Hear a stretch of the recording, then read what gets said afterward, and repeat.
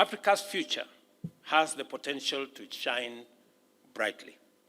As the world's youngest continent, we will comprise 25% of global workforce by 2050 and 40% by 2100.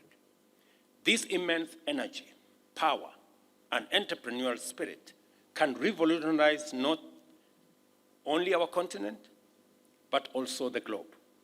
Without Africa's entrepreneurial contributions, the world cannot achieve net zero emissions by 2050, and that's a reality.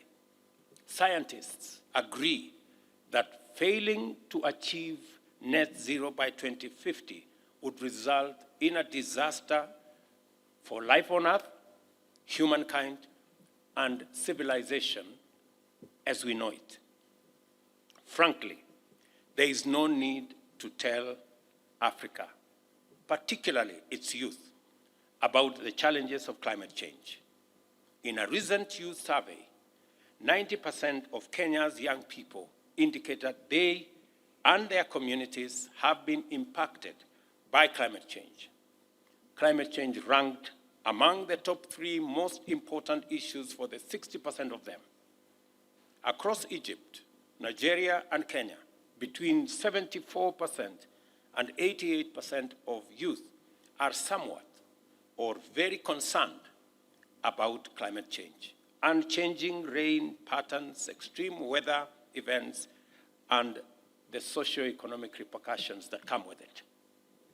These were most frequently cited as the negative impact of climate change. So, why do I believe our future can be remarkably bright?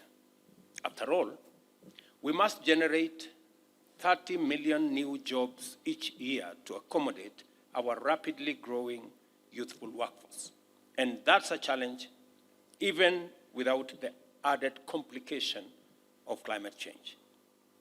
My optimism emanates from the fact that Africa's youth is pivotal part of our solution. Additionally, our untapped potential in renewable energy and natural resources is a key factor.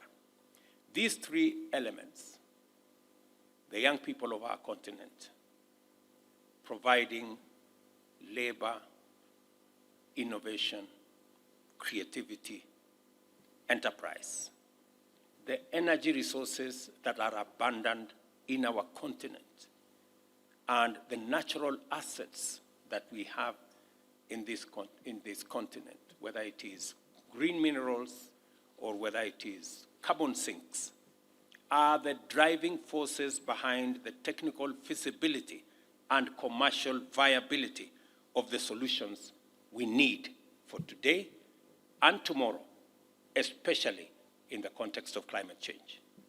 These solutions will safeguard our natural carbon sinks, transition our consumption to be greener and decarbonized, not only in Africa, but also globally, and implement large-scale carbon removal.